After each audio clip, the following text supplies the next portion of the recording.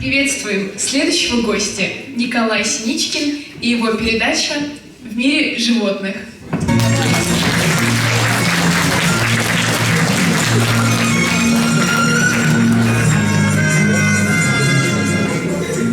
Здравствуйте, дорогие друзья! Мы рады приветствовать вас на нашем телешоу «В мире животных».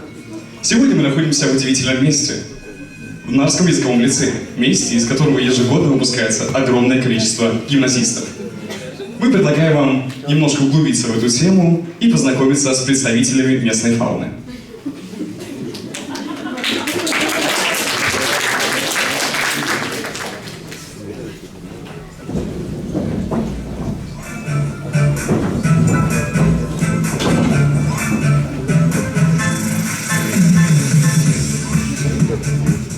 Только посмотрите на эту прекрасную, усеянную разнообразными мохообразными полянку. Если приглядеться, то среди кустарников можно увидеть местных обитателей целых 3 вида. Прежде всего это зубрилы.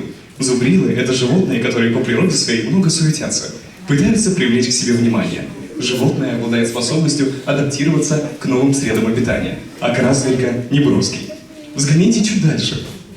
Прямо за зубрилами выглядывают бяшки. Бяшки — это безобидные травоядные, которые могут часто паниковать без повода и издавать громкие верещащие звуки о помощи.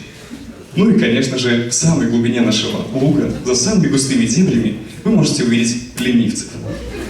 Ленивцы — это животные, это сони, которые любят здоровый, многочасовой и крепкий сон. Зачастую они инертны и ведут паразитирующий образ жизни.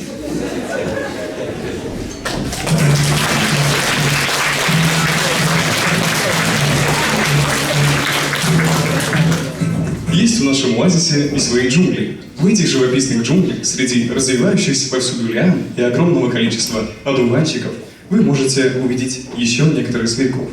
Например, дрыковых краснополых.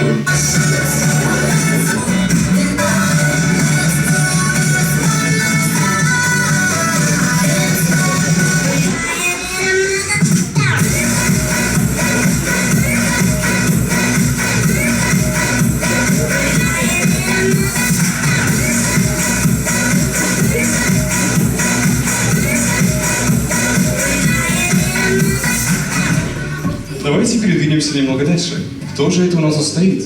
Конечно же, меченосец прямоходящий.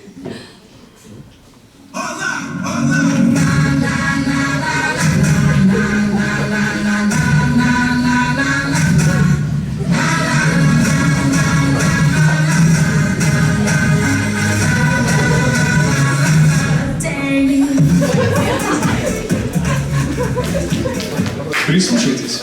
Слышите топот? Нет, это не землетрясение, это еще один вид – бегуны хохлаты.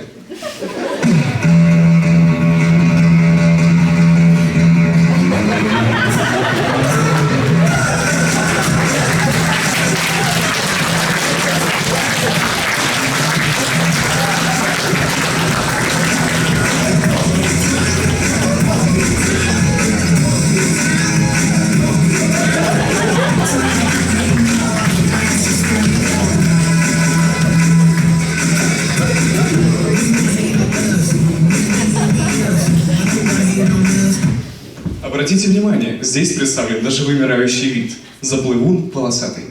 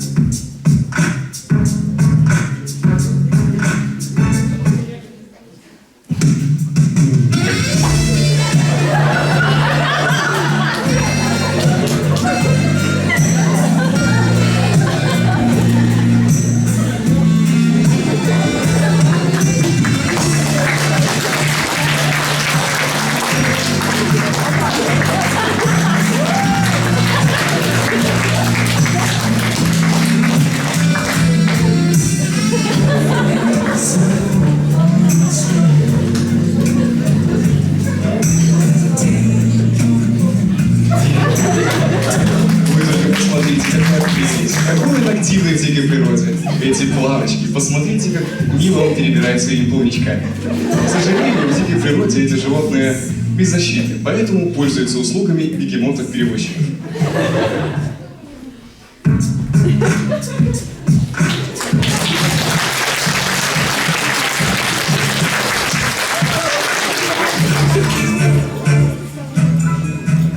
Стоит уделить особое внимание животным, которые обитают в зоне гиблых топий. Гиблые топи – это любимое место обитания мухолявы обыкновенной.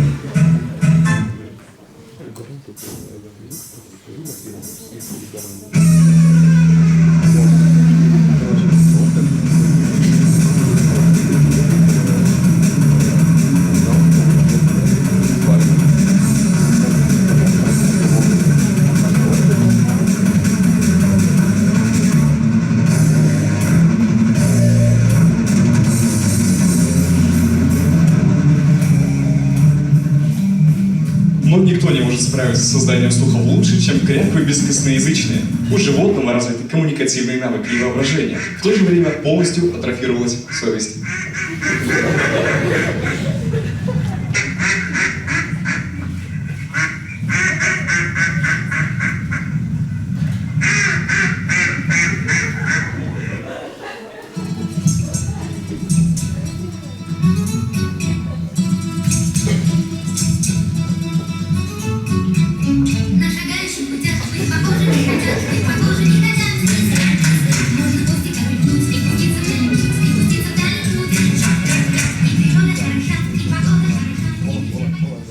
Ну и, конечно же, нетопорядымчатые. Обычно животное обитает стаями, но бывают и исключения.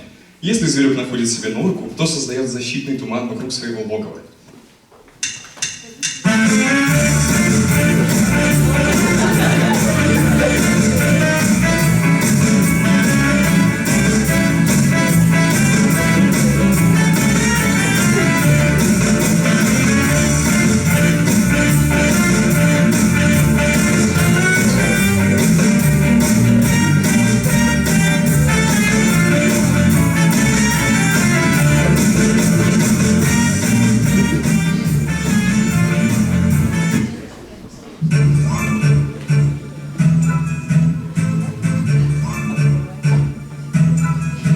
Ну и есть в нашем оазисе единственное место обитания гиен ненасытных, а именно пузонабивательное пастбище на берегу чайной реки. Здесь, как вы можете видеть, во все стороны простираются макаронные поля.